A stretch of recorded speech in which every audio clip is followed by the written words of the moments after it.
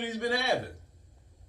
What, And I will say this, make sure all when the it's noises time to from the vote, air. and those of you who are going to do that, of course, make sure that you let him know that.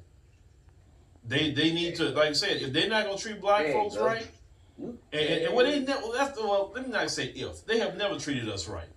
They have been practicing a ideology called benign and neglect that came out in the 70s, right after the civil rights movement by Patrick Moynihan. Do you remember those cables that came from WikiLeaks that gave the instructions that said when you approached by Black Lives Matter, say you listen to them, you empathize with them, that you see what you can do, but do not promise them any specific legislation or promise them anything. That is the benign and neglect that came out in the Moynihan report back into the 1970s. And we have covered that here on this channel. Black folks, you're going to have to realize you have nobody but yourselves. White supremacy left and white supremacy right. It's hung up, man. He hung up. It's hung up. I don't know why you thinking that. Your phone is hung up. Listen, the white supremacy on the right or the left is not committed to ending white supremacy. Actually, the ones on the left is all about trying to be sinister, to weaponize other groups. They incentivize other groups to join in and help their fleeting numbers. You understand what they're trying to do?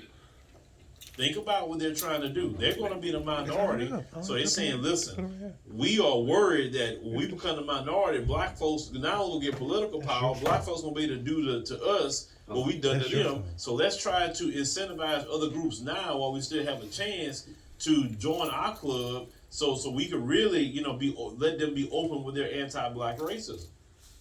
And let's incentivize them to do it now. This is what they're doing. Okay. Then the next step, they already talked about the situation in the voting, and I don't know where is all this. How they was indicting Latinos and say all these Latinos, they're all right wing, and we don't know. We got to do something about this. Now, after they finish with the Asians, they're going to start, some propaganda about Latinos and saying, oh, look, all these black people attacking Latinos, and oh, look what they're doing. Now, I'm telling you, this is they're going to try to go down the line of every single group and try to stir every group up against black people, which is beyond evil. But you know what? At the end of the day, we are a survivor. We will outlast you. We will outlast your propaganda. All your lies is falling to the ground. Your particular standing in the world has went down to the toilet because the whole world got to see your true colors on January the 6th. They got to see your true colors. Nobody respects you. Even recently in Uganda, when you tried to bring up Uganda's elections, Museveni even told you, why don't you sit up there and worry about your own democracy? Look what happened at your capital. We don't want to hear nothing you got to say. You got election problems. Now, prior to all that happening, Museveni probably wouldn't even say nothing like that. So they can't say nothing to nobody anymore throughout the world. They think that, we going to sit up here and just be quiet and take all that. Let me tell you something. Propaganda is always a prelude to any kind of war. You look at any war America's gotten involved with, it started with media propaganda first. Look at the Iraq war. Every day, weapons of mass destruction. Oh, Saddam Hussein doing this to his people. Look at what he's doing. Oh, he's a threat. Oh, this. Oh, every day is media propaganda. Then once they stirred of the American public enough to say, yeah, something needs to happen to him, then they go in. You have to understand that media is warfare. This is why you must support the people that's bringing you the media within our community. You can't depend on them. CNN, MSNBC, Fox News, because they do not have your good graces in mind. They don't. They are about protecting and making sure white supremacy continue. And understand them, weaponizing and trying to stir up a false propaganda about Asian people that isn't happening. They're trying to use them for their benefit. Understand?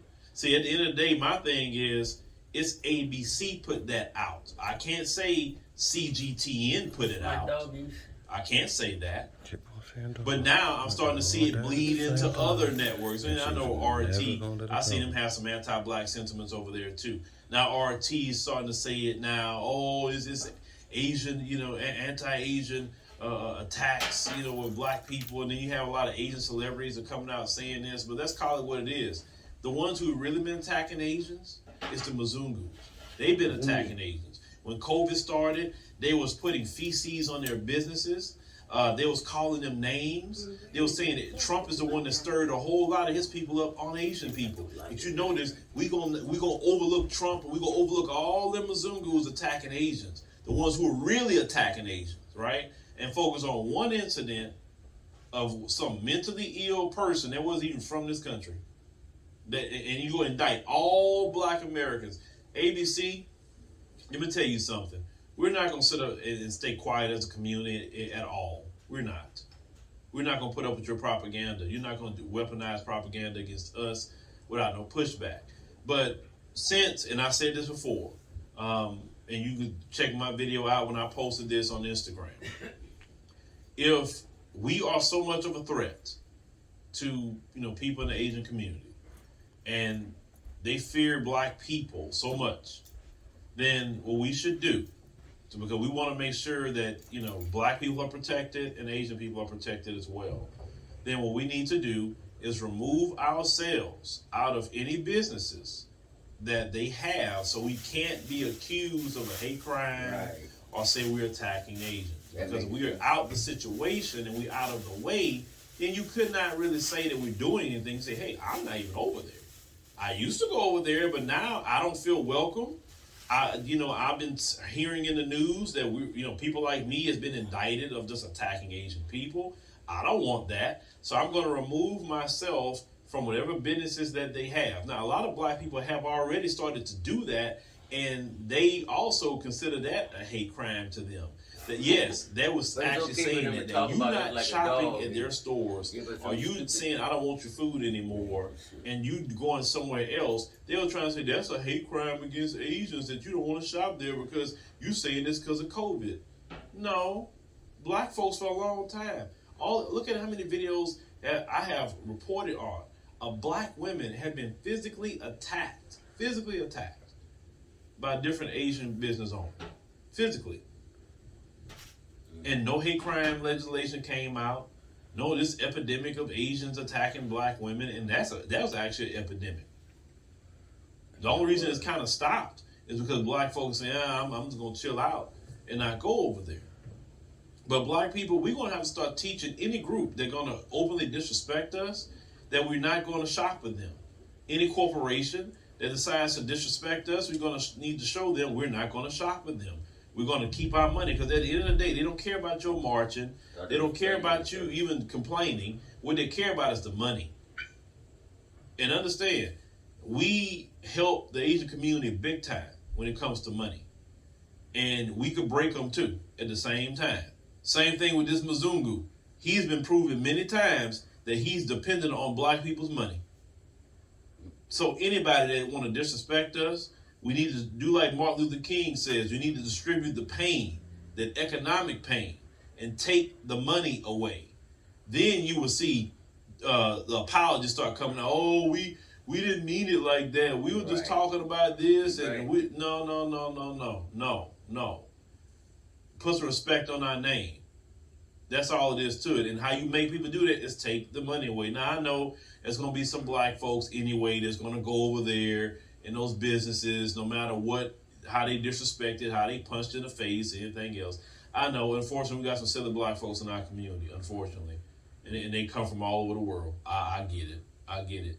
But if the majority of us, let's say minus those people, let's say if 80% of us, or even 70% of us, stick to their guns and say, no, we're not going to shop with you. We're not going to do any business with you because you're sitting up here collaborating with white supremacy against us, instead of worrying about your own family, your own bag, and no, this is not happening.